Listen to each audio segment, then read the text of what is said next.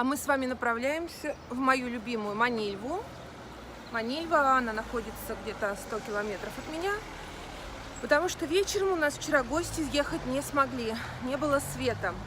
Опять, друзья, здесь дело не в том, что был свет, не был.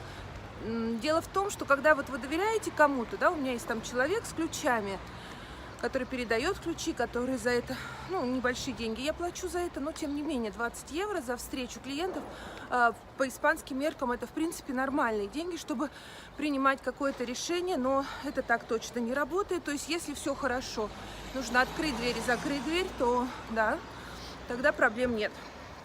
Вдруг возникает что-то, как, например, отсутствие света, непонятно по какой причине, вот сейчас еду разбираться, то здесь же все стопорится.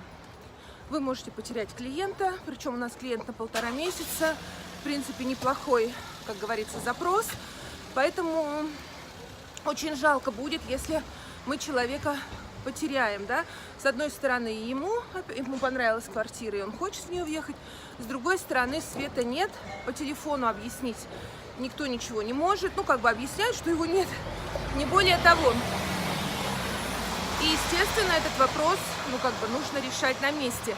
Я сегодня в 8 утра уже позвонила в компанию, мне сказали, что да, была авария, сейчас она устранена, но я не могу даже на этом этапе сейчас позвонить человеку, чтобы он сходил, посмотрел, потому что если нет, она нервничает, то есть это всячески показывается тебе.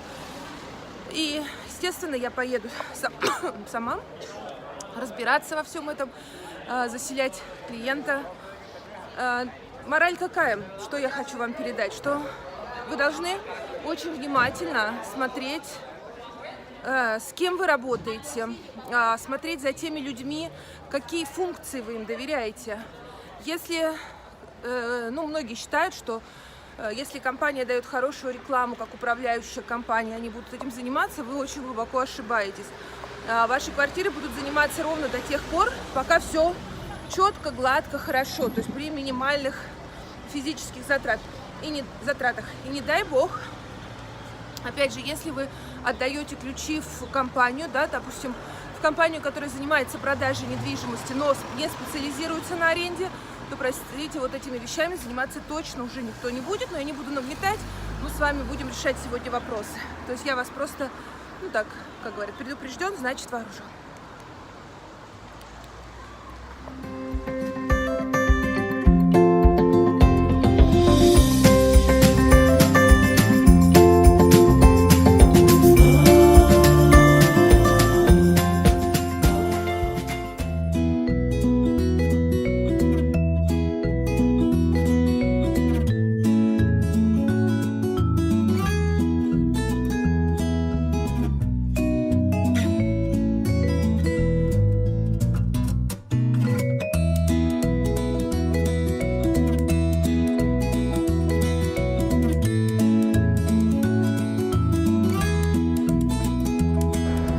Мы добрались до города, и пока я жду все технические службы, есть возможность немножко показать вам город. Конечно, присутствует морская тематика, безусловно, потому что все-таки к морю. И куда же без католического собора? Маленький он здесь, но вот есть. И этот приятный, смотрите, такой миленький, терракотовый, красоте.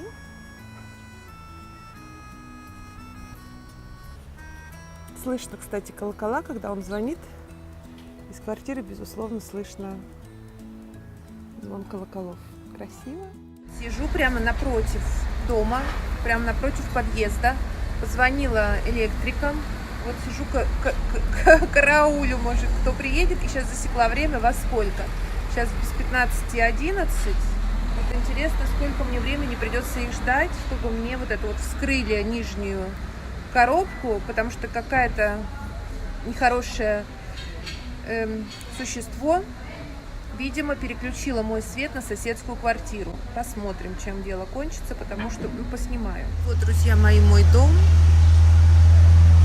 Вот видно, видите, вот это вот мое окно, его уже открыла. Балкон, это я приблизила чуть-чуть, и смотрите, вот море, пальмы. Вот прям тишина такая на море, знаете, ни волны, ни ветерочечка. Ну, не самое плохое место, чтобы подождать. Так, нам пришлось вызвать... Залезаю. Залезаем. Так. Залезаю. Вот так, тут вот такая фиготень. И вот этот наш счетчик не мигал нифига. А теперь он мигает. Вот так вот это все. Вот так выглядят риэлтора в Испании. Подожди, я сейчас еще. Ломаются какие-то кладовки, горят какие-то предохранители. Но теперь у нас есть В результате, как вы можете понять, электриков мы не дождались. И нам пришлось вместе с ребятами, которые арендуют эту квартиру, прям вот отжать, взломать эту дверь и самостоятельно найти проблему отсутствия электричества в нашем доме.